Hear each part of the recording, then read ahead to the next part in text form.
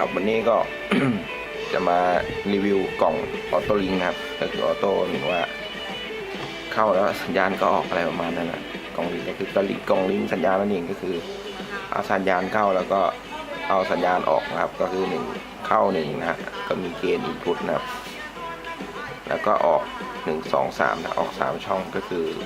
ถ้าเป็นสเตอร์ก็ได้3คันหรือเราจะออกนี่ก็ได้ครับแล้วใช้สายวายก็สามารถออกอีกได้ 3-4 คันนะในช่องเดียวแต่ตัวนี้ก็คือเข้า1ออก3ก็หมายถึงว่าเกณฑ์เอาพุทปรับอิสระนะครับก็คือ1 2 3นี้ปรับอิสระนะแล้วก็มีกราฟเฟสนะกราฟเฟสก็คือ0 ถึง 100เองก็สามารถในการปรับวอลลุ่มหาได้เลยนะเพราะว่าบางทีก็เป็นสวิตช์แต่นี่ผมจะทำเป็นวอลลุ่มในการหมุนหานะถ้าอยากได้0ก็0อยากได้180ก็หมุนอีกด้านนึงก็เป็น180นะครับก็คือลองแล้วก็เห็นผลได้จริงนะคือรถจอด2คันคือทำคนละค่ายบางคันก็กลับเฟสมาบางอีกบางคันก็ตรงเฟสนี้พอมาเปิดด้วยกันแล้วเกิดการหักล้างของเสียงนะเกิดการหักล้างก็คืออยู่ตรงกลางแล้วเบสไม่ได้ยินเลยนะครับคือมันหักกันนะก็คือเดินไปข้างๆก็จะได้ยินตรงกลางพอผมเอาตัวนี้มาช่วยนะครับผมก็เลยลองกลับให้เฟสมันตรงกันก็ยืนตรงกลางก็คือว่าจุกอกเหมือนกันนะใช้ได้ทั้งยิงหน้ายิงหลังนะใช้ได้เหมือนกันหมดลองแล้วคือลงพื้นเมื่อวานผมลองลงพื้นแล้วก็ยิงหลังนะก็ถือว่าโอเคเลยถ้าเฟสมันตรงกันก็คือให้เสียงที่โอเคตอนนี้ก็เป็นงานลูกค้าสั่ง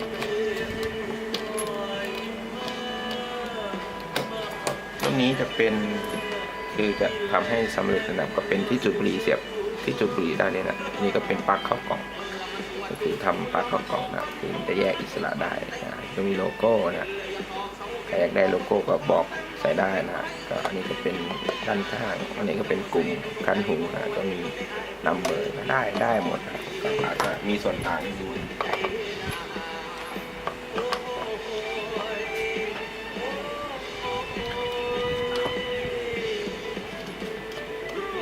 ลองแน่นนะครับใช้ได้แล้วผมจะลองป้อนไฟแล้วกันนี่ก็คือไฟตอนนี้ผมตั้งไว้15 โวลต์15 โวลต์ผมจะลองเสียบอันนี้เป็นปลั๊กผมต่อมาจากนี่แหละเป็นที่จุดบุหรี่เนาะผมก็เสียบโอเคจริงกระแสอยู่ประมาณ 0.3 แอมป์นะคือ15 โวลต์นะแต่ถ้าทั่วไปรถทั่วไปก็ประมาณ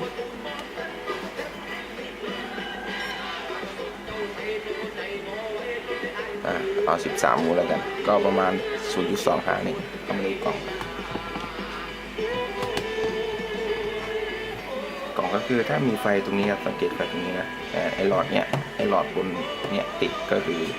เครื่องทำงานปกตินะแต่ด้านหลังนี่เป็นไฟมารุมเฉยเป็นไฟเซนเฉยไม่มีอะไรนะปกติถ้ามันติดแต่ไม่มีเสียงก็สังเกตไฟหลอดนี้นะตอนเนี้ยก็คือถ้ามันติดก็คือมีเสียงแน่นอนเดี๋ยวมาลองเทสกันเลยกันว่ามันจะเป็นยังไงครับผมก็ใช้ลำโพงเล็กๆเนี่ยลำโพงเล็กๆโดยผ่านเอาโทรศัพท์มาเป็นอินพุตนะ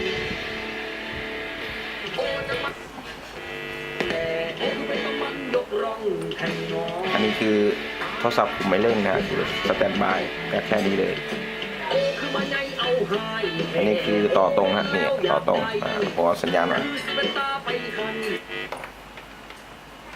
ก็เข้าอินพุตนะครับ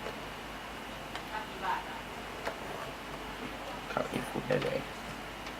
จะเป็นสัญญาณเอาพุตนะอาจจะไม่สวยหน่อย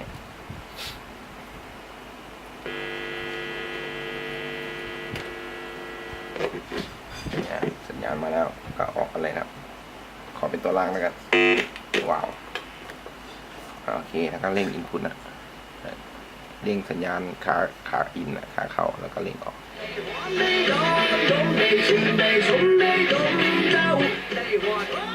อันนี้คือสัญญาณค่อนข้างแรงนะอันนี้คือผมปิดเกณฑ์แต่มันก็ดังเบาๆนะ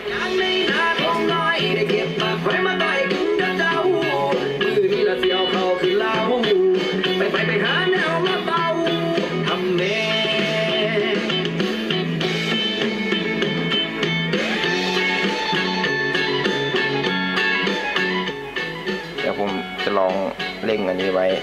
เท่าเดิมเมื่อกี้ครับแล้วก็จะต่ออินพุตโทรศัพท์แล้วต่อตรงไม่ต้องผ่านกล่องแล้วว่าสัญญาณจะแรงยังไง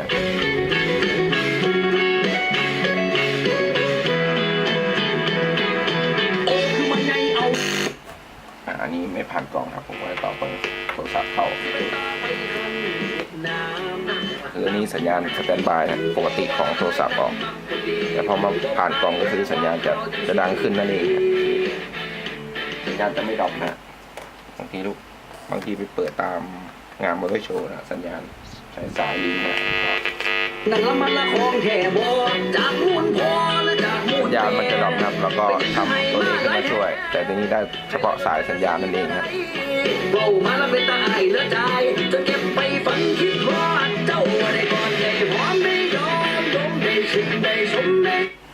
นี่คือไม่ติดนะเราเสียบ